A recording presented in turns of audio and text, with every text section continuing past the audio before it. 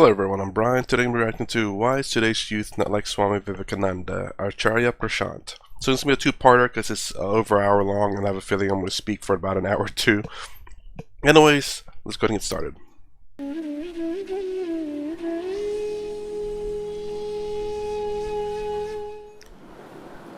Our young adults seem to be full of confidence in the way they speak, dress, look and act. But when I look into their eyes, there is a lot of fear, insecurity and sometimes indifference reflecting back. Obviously the outer facade is just a cover-up. Being a mother of two young adults, aged 22 and 19, I sense this with my own kids at times. I feel overwhelmed imagining what their future will be like. Today I see my kids and their peers mostly holed up in their rooms staring at a computer screen for hours at end. They seem to be uninterested in what is happening outside. They are lost in their own inner worlds, perhaps because we as parents have failed to provide them with something meaningful. Recently, a good friend's son was arrested for assaulting a cop on duty when he was stopped at a Nakabandi and asked to produce his papers. Acharyaji, I sense this pent-up frustration and anger amongst our young adults. Real quick, my god, again, very similar over here too, and I think again, this is why I don't say, I keep saying the Western world, but it's just, I think this is something that happens once in areas become developed. I don't know, I can't say for sure that this doesn't happen in like rural, or I don't know if the right word's rural, but in more like country areas where there's very few human beings and very spread out, or even non-densely populated areas. It's very interesting. I mean, and this is what a lot of the what they call the manosphere channels. I've kind of stopped watching a little bit of that. What they talk about and about young male adults. Now I don't know. I'm not sure about the female portion, but the young male adults where they see no purpose in their life and they just get pent up and frustrated, like he's talking about. It's again very interesting, and I don't know of anywhere else that's it. I see this in the Western world, and it's just so interesting. I would have never expected this in the Eastern world. Japan has their issues, but they're a little bit different about it. I think they're a growing number of young male adults as well, where they're just in their room. I forgot what they call them. It's becoming so bad there's an actual name for it. But the thing is though, these are, I think, mostly men that are affected by this, young men. And it's very interesting. I was hoping that she would say whether her 22 and 19-year-old were male or female. That way I can see, it's like, okay, if they're both male, then okay, so far it's pointing to the male population. But male and female, like, okay, maybe it's affecting them both, or both female, then it's like, okay, it's affecting the female. I have a feeling they're both male though.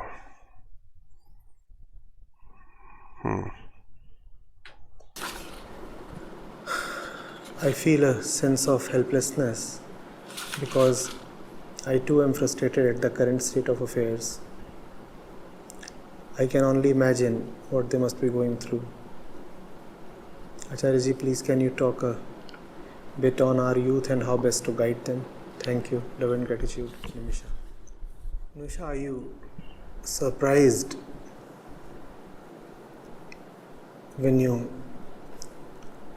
look at a 6-month-old or 3-year-old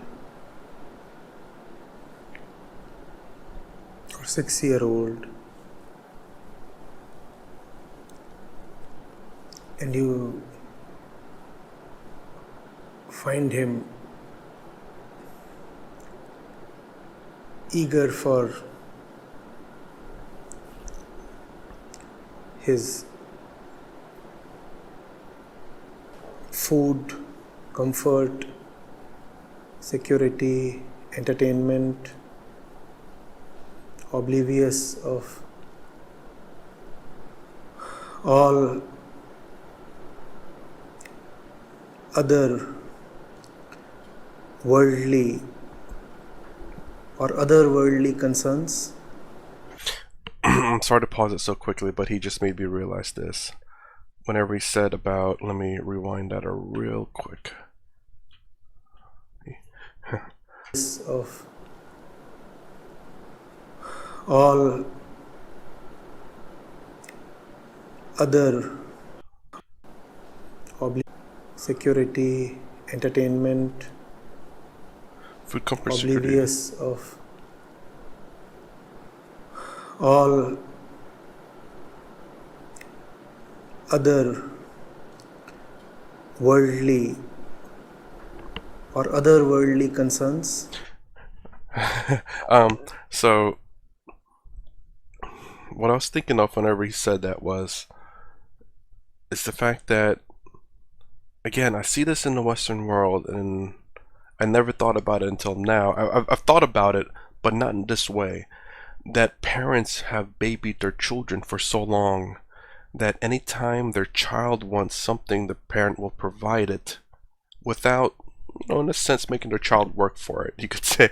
I mean, obviously, there's food and stuff that they have to be provided for and whatnot, but you have to let them earn some things in life, because everything's been given to them, that whenever they meet the real world, or when they meet someone who doesn't just give it to them, they become frustrated, because while they were growing up in their parents' household, they've never had to work for anything. It's always been provided. And I'm wondering now, I've thought about people being entitled, but I never really connected the two, as in, it's because I've always thought that adults today, or parents today, have been a little bit too cuddling of their kids. But the sheer fact that associating that cuddling necessarily made it to where kids have never had to fight for anything. It's always been provided without a hassle. So anytime that's something that they want or need, and they don't get it right away, and they have to hassle for it, they become frustrated, they don't know how to handle it because they've never done it before. And this is where we get that entitlement. Huh. Perhaps. Do you cry out? Why is this 3-year-old lost in his little self and little world? Why is he not eager for liberation?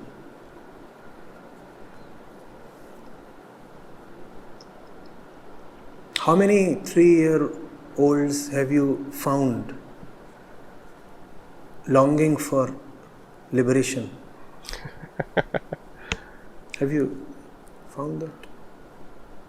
I'm sure many of them have fought for liberation, trying to climb over their bedpan or something like that. You try to keep them contained so you can do other things. I'm sure many of them have tried to find liberation. Obviously, he's not talking about that, but it's kind of funny though.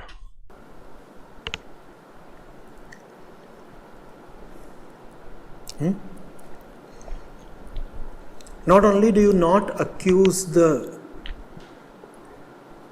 kid or the boy of not being enough of a seeker, you in fact find his ignorance towards everything Cute? Charming? but his own comfort as cute, Oh. don't you?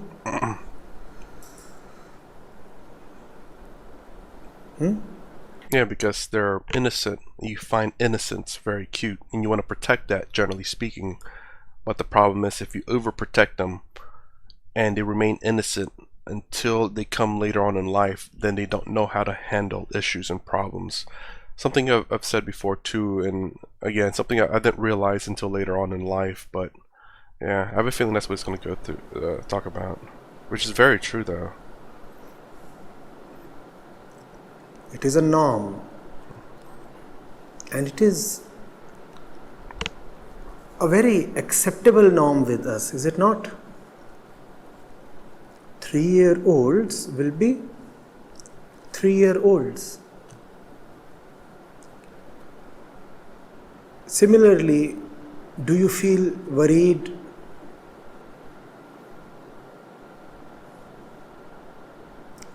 when you look at an animal busy doing what animals do?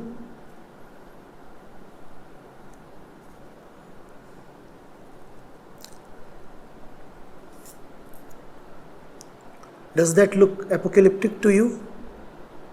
Do you say the end of the world is surely near? Because the deer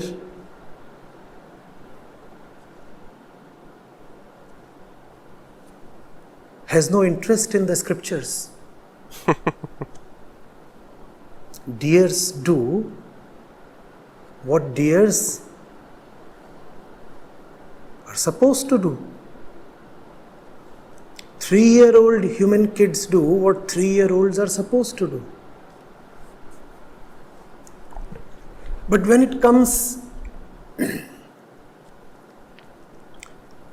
young members of the species Homo sapiens, then we somehow have very romantic expectations.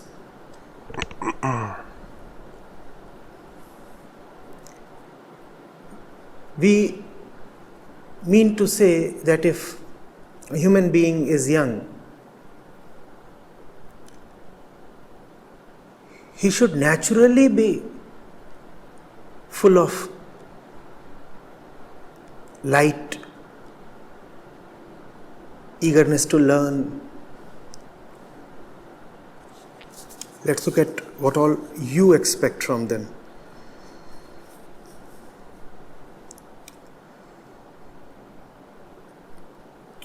Fearlessness, interest in the affairs of world, humility, meaning and purpose in life,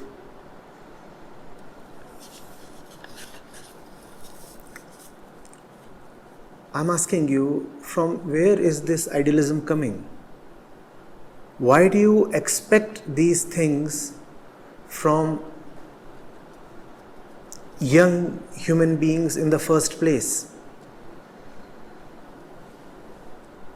You have quoted Swami Vivekananda as saying, the minds of our modern youths are becoming storehouses of multiple complexes such as sex complex, fear complex, ego complex, inferiority complex.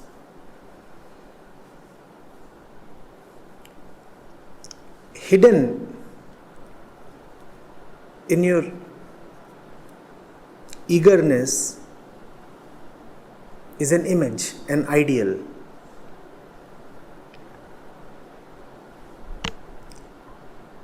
And all ideals spring from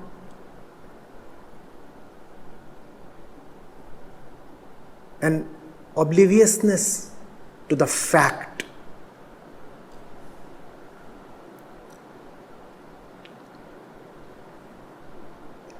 Very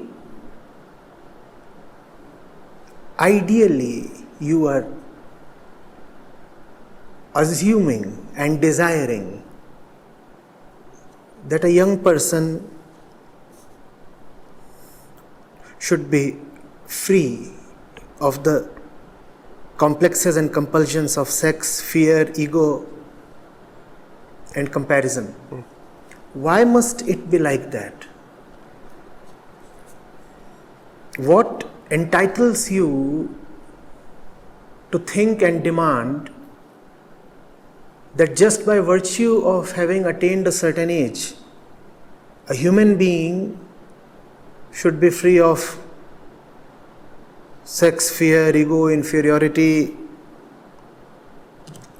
and many, many other bad things?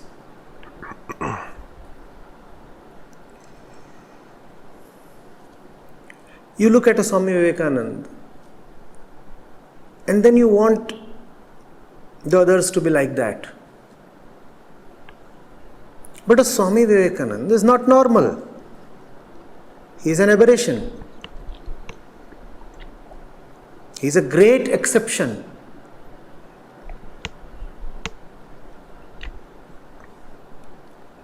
Just by looking at him, if you start assuming that all young human beings by default should be like him, then you are missing the fact of what it means to be a human being. Well, I will say a couple of things here. I'm hoping the person that wrote this is meaning within reason, of course. It's to be a good human being, I suppose. It's a low expectation, I guess. Like, they're not fearless, but they're smart about it, where they defend where they can and know when to back down. I don't know about the other stuff. And then him compare. I know he wasn't trying to diss Vivekananda. He's saying Vivekananda is a very. Actually, I was going to react to a video of his earlier where why Vivekananda is very rare. Obviously, most of the great gurus and swamis are extremely rare. They are the exception. And that's what he's basically saying about Vivekananda. And I think he got that the person that wrote this saying, why aren't kids like him? If every kid is like him, then he would not be an exception. He wouldn't be a great person because everyone is like him. To achieve such a high, I won't say status, but a high level of awareness, I suppose. I don't know how else to describe that. A high level, I can't put it in one word. So a high level of love, high level of kindness, high level of compassion. All these words, awareness. I'll put it that way. It's very difficult. Not everyone can do that. That's the reason why he is the way. That's the reason why he's really well known. He has achieved this very difficult, thing. I don't know what to call it. Status, enlightenment. I guess you could say that level of enlightenment, and that's what makes Sadhguru, Ramakrishna, Swami Vivekananda, all the familiar ones. I don't know Swami Sarvapriyananda considered himself enlightened, but that's the reason why these are great people, is because they are in fact the exception of the rule. And then if every youth is like them, they are not the exception. Swami Vivekananda is not the exception, he's part of the rule. We are all part of the rule. Great gurus and swamis, teachers, and people of the world are the exception. There are a lot of them, but in terms of every generation, there is so far few of them. There's so much more normal people than the exception of the rule.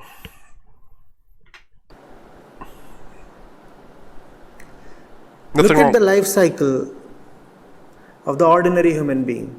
There's nothing wrong with that, by the way, with what I said. We say he is designed to live till 100. He's designed to live till 100. When does he begin to procreate? At 12, 14. It is under the influence of civilization that you push him to delay his reproductive activity. Otherwise, when it comes to Prakriti, physical nature, she prepares him or her and pushes him to indulge in the sexual and reproductive act even at the age of 10 or 12 or 14. Now that's quite interesting, because the man is supposed to live till 100.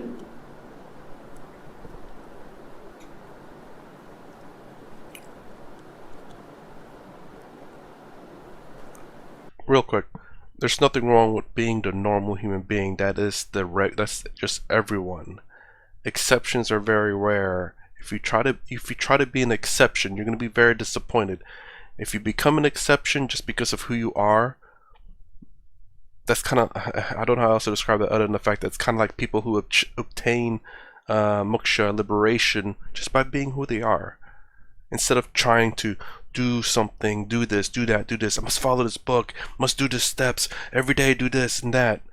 Forcing yourself into it's not a good way. Incorporating that into your life and letting it be part of your life, I think, is the genuine way. Not by sitting here, it's like, okay, 5 more minutes before I have to do this. Let me go clean up. Okay, I have time to start. Okay. Forcing yourself to do something is never, I don't believe it's going to ever get most people there. I don't know if it's anyone that got ever there by force. So again, just being a normal person is fine. I don't know how I got into that weird tangent there, but I just want to say that before I started up. But the sexual act does not start somewhere close to the midpoint. It does not start at 30 or 40 or 50.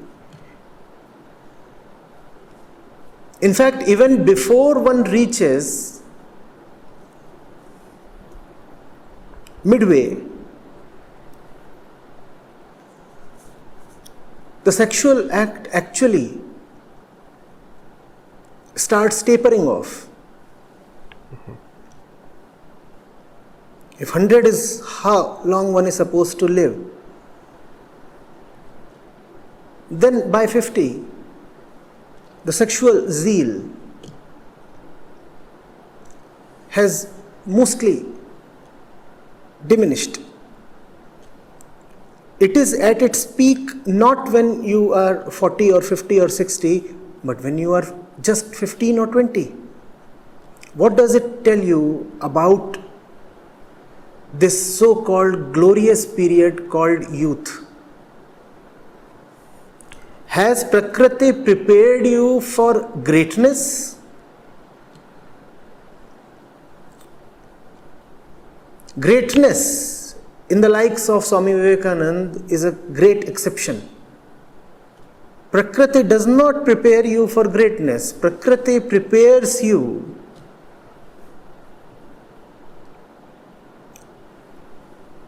for procreation. All this great upsurge of energy that you see in youth is not meant to break their chains or raise a fire that would unfetter them. All this great energy that we so fondly talk of in youth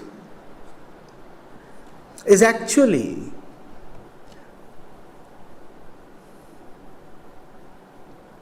aimed at just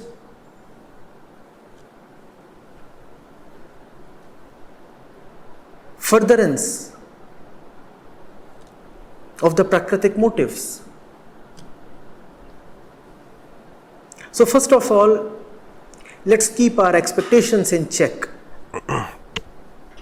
Real quick, when he was talking about the sexual stuff and about how we live to 100, strangely enough, the only thing I have to say to that is just the fact that the reason why I guess we're sexually active in a very young age within our teens, like 14 to 18 or something like that, is because again, I'm not a biologist, but I think humans didn't live, like getting to 40 was like quite a task. Because of diseases, I mean mostly that, and then war and famine and all that. So if you became the older you get, the how to say, the higher chance you have of dying, I guess, because you can't heal like you used to when you're younger. A lot of old people will tell you that. It's like, oh man, my back doesn't feel quite the same as like when I was young. It's like, oh man, this wound, it's not as healing like I was young. I mean, humans, I wouldn't say humans are not meant to live that long, but because obviously we are, but that's just because of our ability to fight off diseases and keep ourselves clean, that we are living a lot longer ages. And I guess the reproductive cycle of females, I don't know if that's changed. It's been extended for sure, but I think there's still kind of a cutoff range a little bit, or high risk range, should I say? But yeah. First of all, let's not unduly assume that youth is the golden period of one's life. First of all, let's not assume without fact or reason young is to be desirous of freedom. It is not so. And therefore, what you are seeing in today's youth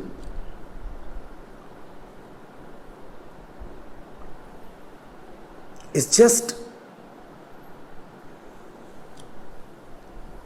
normal.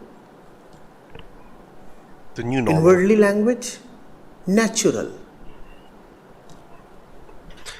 I don't know if I'd call it natural, but it is the new normal. Every generation, I guess, there's a new normal. I mean, it's normal in my generation for us to be playing outside, getting scars and beat up. Not beat up like physically fighting, but just getting beat up because you're bouncing around the environment, tripping over stuff and falling downstairs. Whereas nowadays, I have a feeling, I'm not saying that all kids stay inside now, but I have a feeling more kids are staying inside than they were before. And they're being sheltered and not interacting with other people. They interact through the computer, but when face to face is a different story. And this is also the development of anxiety with people meeting other people, face to face, because while they've talked to 50 billion people online, but face to face, one-on-one, terrifying. 50 billion people on YouTube or whatever Discord or chat thing, no problem. Face to face with one or two, oh, big issue. So it's really interesting. That's the new norm. And I guess that's what we have to kind of call it, new norm, because norms do change throughout generations or time or whatever, but that's the way it is.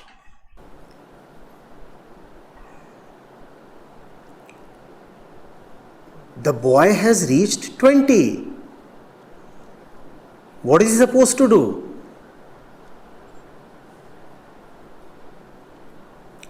Look at the massive universe and wonder about its secrets.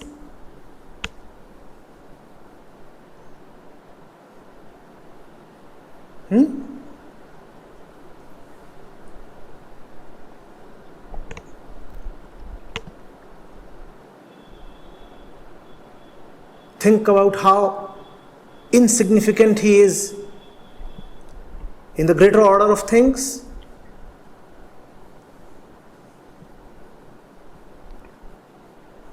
Look at the birds and the bees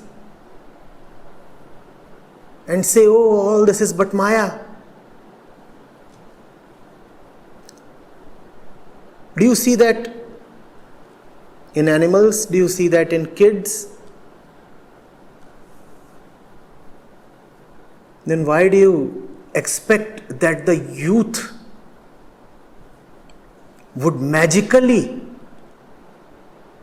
turn into great lovers of truth and freedom?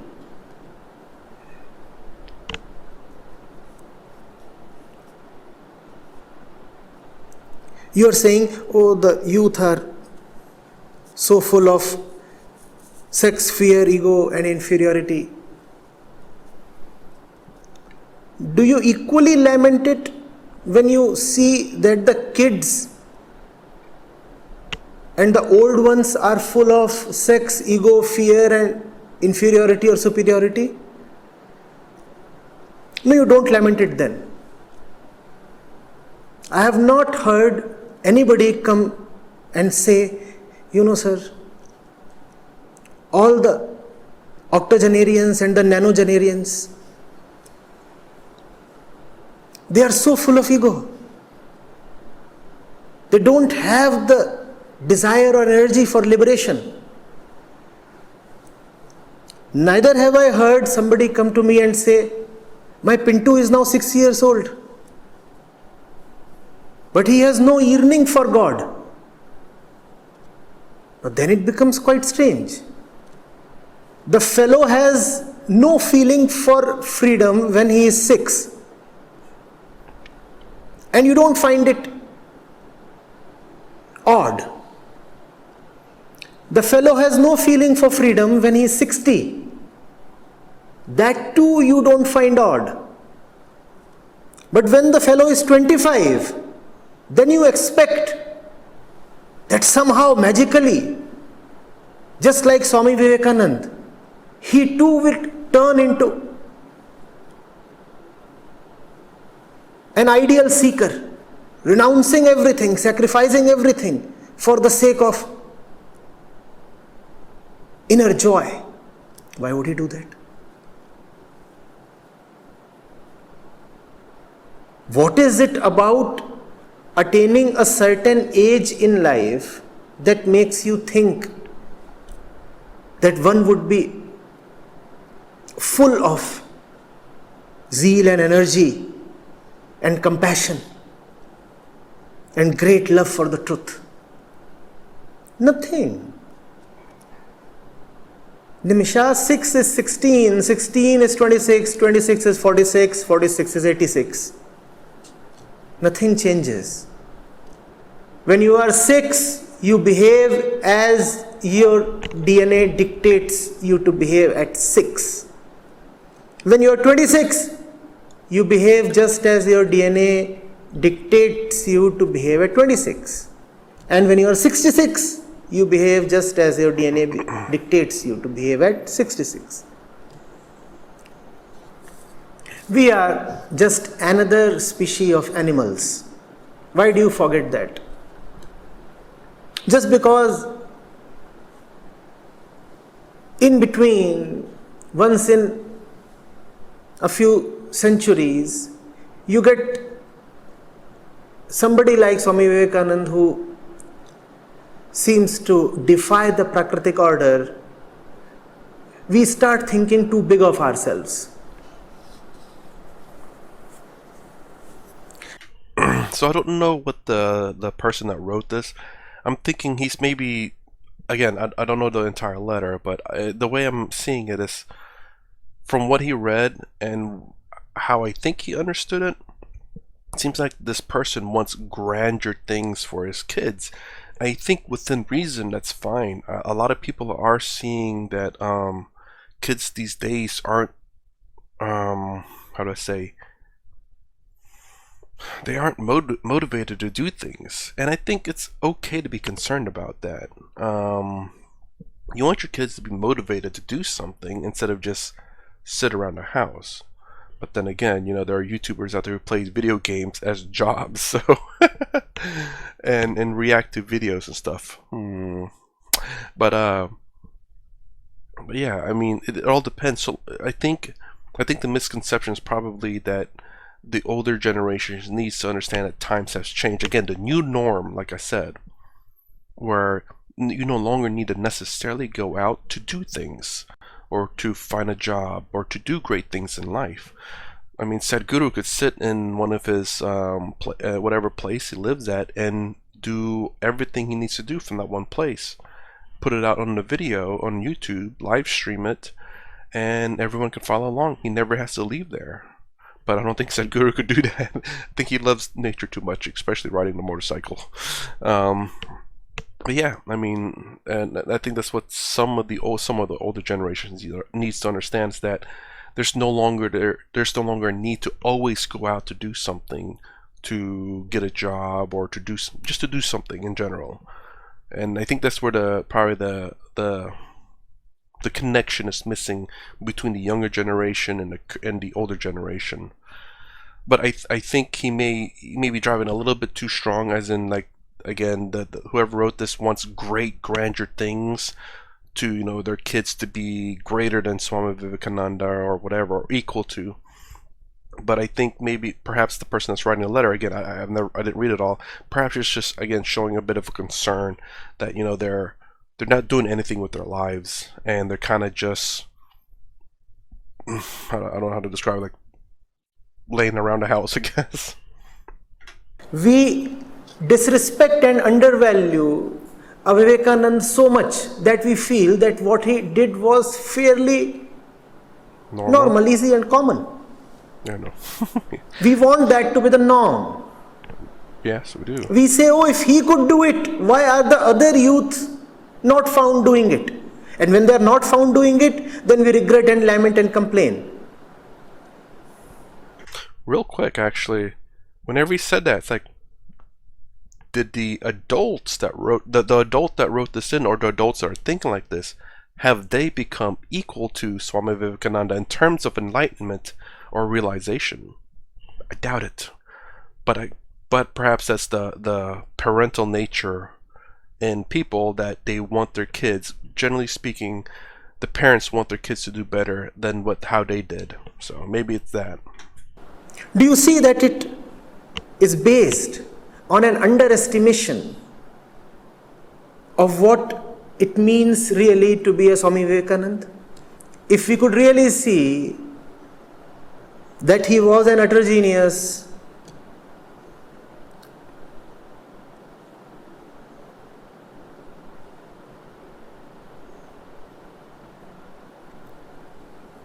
an unthinkable aberration,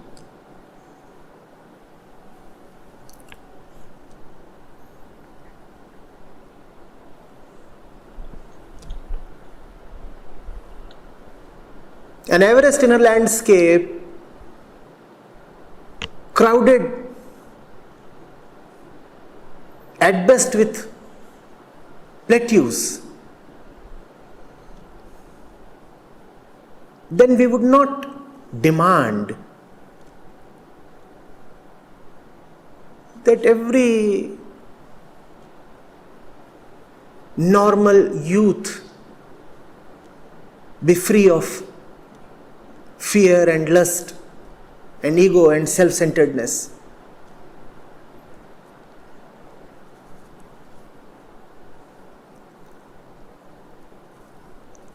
We compare ourselves to the ideal that is Vivekananda, and when we find ourselves short,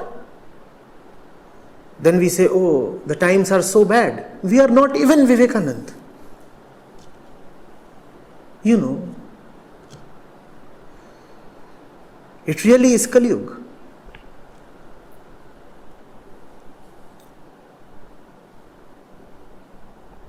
I'm not able to match even Vivekananda.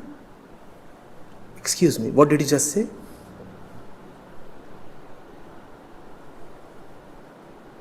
It suits a Vivekananda to be free of lust and fear and ego. Others will be others. Why do you expect them to be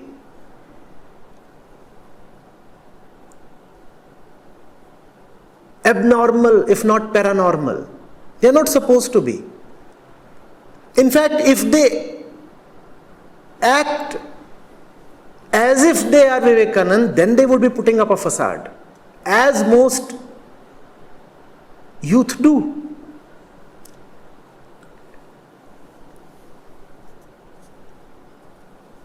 Now they are stuck between the devil and the deep blue sea. If they are being themselves, which is, if they are following their animal instincts, then you say, oh, you are unnecessarily putting up a facade, as you have mentioned in your question.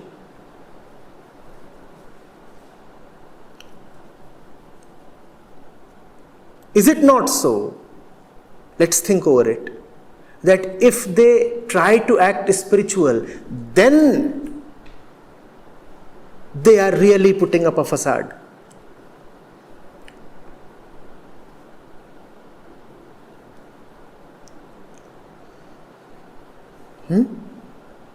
I know what I'm saying is not idealistic. Most people will not find it uplifting or motivating. I'll say this. I put realism first and then idealistic later. So I tell, like, and what I mean by that is that how do I put an example? Like, I'm gonna tell them that, you know, I'm not gonna tell them something optimistic nor pessimistic. It's somewhere in the middle, realistic. Then after the realistic statement, I make an optimistic statement. But you can do better. You can make changes. I'm not saying you will and be successful, but you can. I guess that's the way I put it. But then I find facts more valuable than any kind of motivational fiction. And this is where I agree with them too. I hate motivational posters and motivational quotes that are not based on reality. Again, like I said in another video, where there could be a motivation quote that was quoted by someone who actually went through some hard times, and this is the quote that he followed through, or this is the quote that he said that got him through it. So I like the fact that you don't put out freaking motivational things just to get people motivated, but put out realistic things like, it's hard, it's going to be tough, you know, it's not going to be easy, but you can push through it, and if you do, you have a chance of being successful. Again, it doesn't guarantee you success, but you do have a chance, and the more you push through it, generally speaking, the better you become. Generally speaking, the better that you are, the more chance you are to succeed in it. Not guaranteed, but it's a realistic optimist.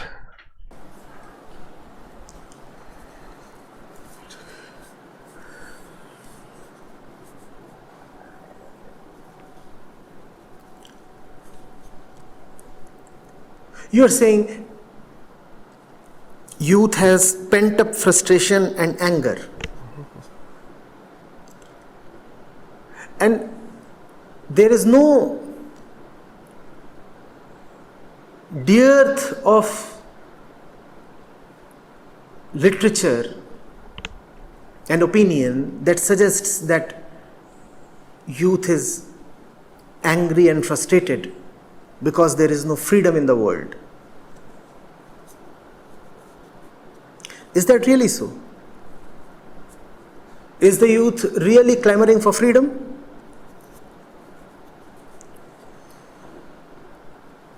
Ask them, why are you frustrated? How many of them would really say, we want to be free of our ego, and that is why we are frustrated? What is it that makes them frustrated? If you want to know that, see what is it that would quell their frustration or calm them down. Offer them money, offer them sex, offer them some weed, offer them comfort. All the frustration and anger is gone. It's not so. Is it real of you, Nimisha, to think that the youth are frustrated and angry because they are not getting enlightenment? Seriously? I'm again asking you. At 8, he didn't want enlightenment. Even at 48, you will not find him wanting enlightenment. What makes you think that at 28, he should be full of urge to seek enlightenment? He does not seek it. He is not designed to seek it.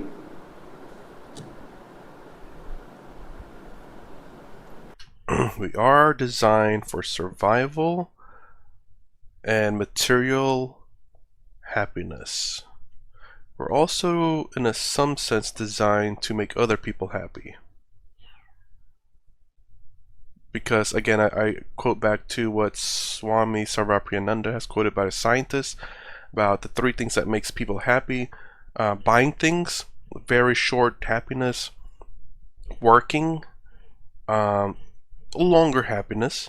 And serving other people. Like making other people happy, longer happiness.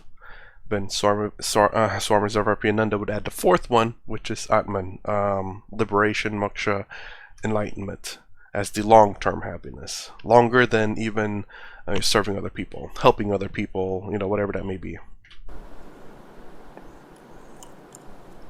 But the 3 originally there. Look at man's configuration. What makes you think that a kid is born to be a Swami Vivekananda? No. What makes you think that a woman is born to be one of the greats?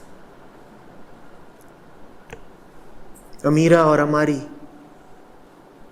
Neither Mirabai nor Marie Curie.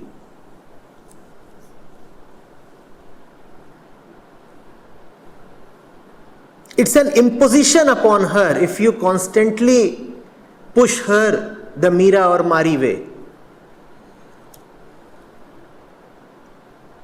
She starts menstruating at 12. Now, what is Mira and what is Marie?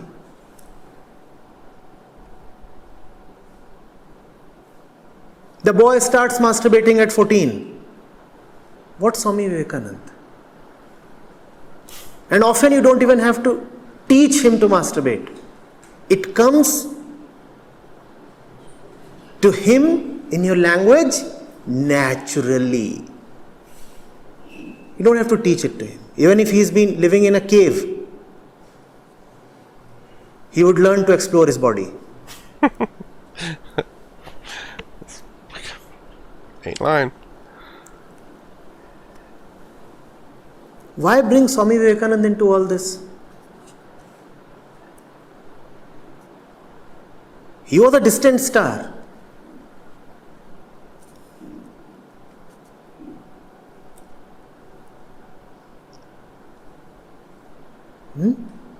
Let us continuously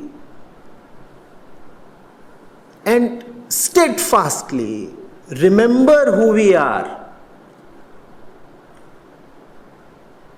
Otherwise, we start thinking too much of ourselves. Otherwise, we start feeling as if enlightenment is a birthright and seeking enlightenment is a fundamental duty.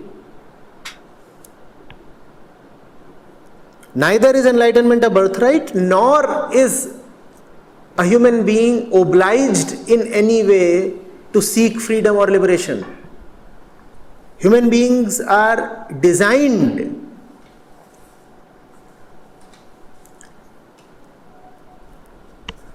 to eat, sleep,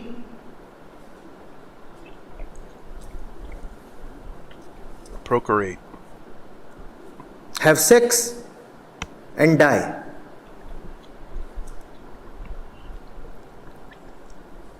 If you expect anything beyond this from them, that is when they will get frustrated and they will rebel.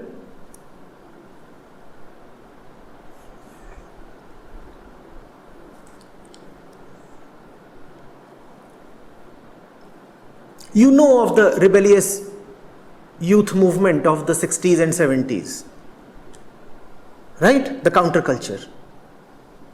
You know of the hippies. I do not know how many of them were getting God, but what is certain is that most of them, probably all of them, were getting good sex. And drugs. That's what the youthful rebellious energy is all about. Pleasure. Then pleasure. How many hippies got God? How many of them got good sex? And drugs.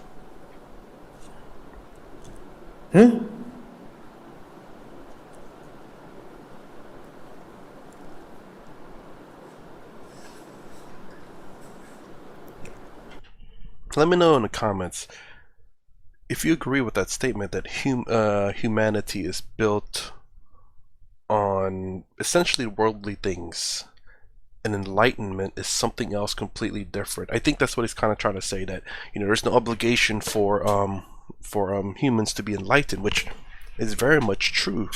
I don't think there's anything out there that says we must become enlightened. I think people put that idea saying that if you want true liberation, you must be enlightened. Absolutely, I don't disagree with that. But in terms of what comes kind of natural, we're here to eat, drink, sleep, procreate, die. That's the extreme basics of humanity. Those are the mandatory. Liberation, not part of it. You can do all those things without liberation. If you miss any one of those things, you'll die. If you don't eat, you'll die. If you don't drink, you'll die. If you don't get shelter, you'll die. If you don't procreate, well, your genes will die. And if you die, you die. Excuse me. Try not to cough too much here. But yeah, if you die, you die. Liberation isn't part of living. And I guess that's the kind of the sad thing, is that now that we've, in a sense, conquered at least 3 of the 5, 5th being death, so we can eat now, we can drink now, we can sleep, shelter now. Those 3 are mandatory to be able to start thinking about liberation and all of that. Let me know, do you think that those 5 things, besides, well, death too, as part of kind of the necessities of being, well, anything really, animals too? I mean, we are animals after all, plants even. Are those just the genuine basic things of living things in planet Earth at the very least?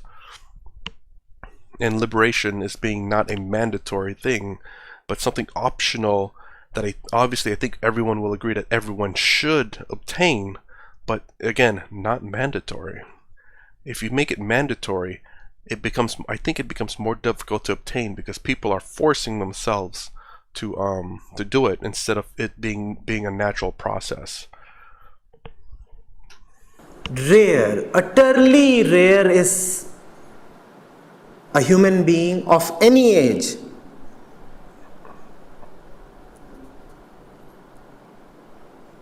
who is magically implored from within to chart a totally different way. It has always been and would always remain a sensational exception.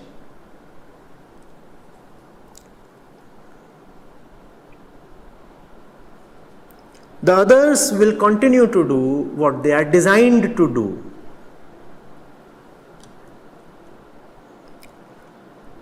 And to you, Nimisha, if you expect otherwise from them,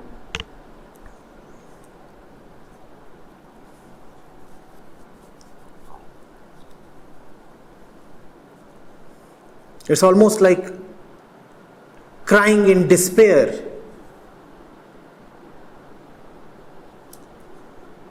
when you don't find a donkey reciting the Gayatri mantra. Oh, it's a young donkey, you see. And you have expectations. You feel that a young person must be full of reverence for the scriptures. Why do you forget that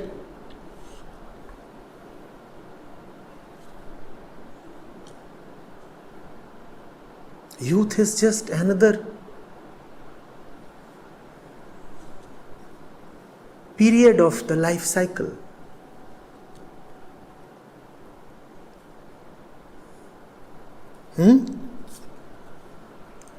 Prakriti invests in you that tremendous energy at that time so that you can produce babies. And that's what your principal concern will be. I want babies. Have you ever wondered why old people don't procreate, rather can't procreate? Because they don't have enough energy.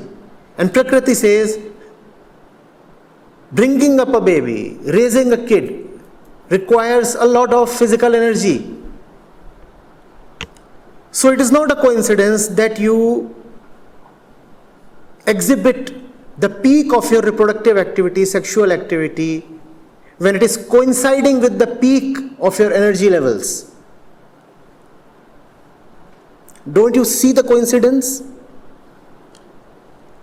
The peak of your energy levels coincide with the peak of your sexual activity. So what has Prakriti given you all this energy for? Isn't it obvious? Prakriti has given you all this energy so that you can chase men and women. This energy has not been given to you so that you can climb up the Himalayas and meditate there. This energy has been given to you so that you can run after the woman. Pick her up, please her 5 times a day.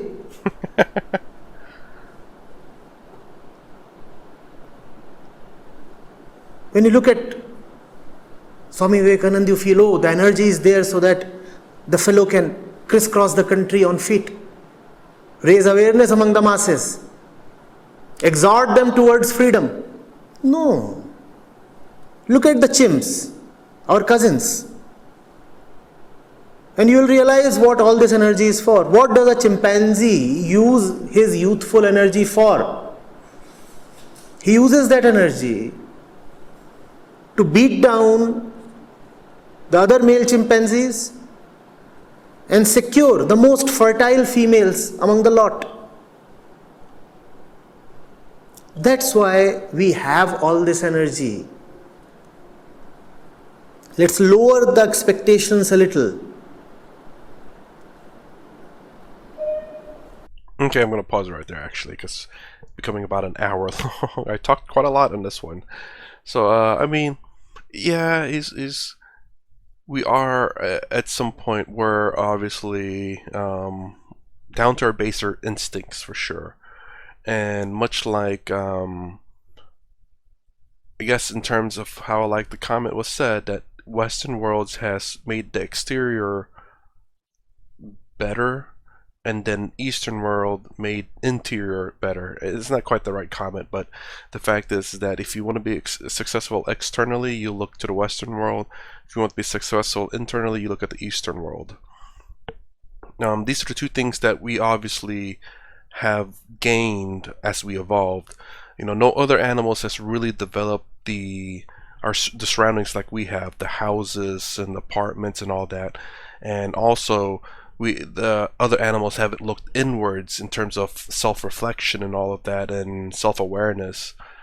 So this is something that humanity has over the animals, and I do believe most of the gurus and swamis has pointed out that we are the only species, as far as we know, are capable of this. So yeah, we were once that. Now that we are this, we have the opportunity to look inwards and be liberated of all our, you could say, material attachment, and become detached from it, and also along the lines of identity detachment, whether that be emotional identity and you know, other identities out there. So anyways, that's so far part 1 of Why Today's Youth is Not Like Swami Vivekananda. If you like my content, please consider subscribing, thumbs up, thumbs down below. Thanks for watching. I'll see you in the next vid.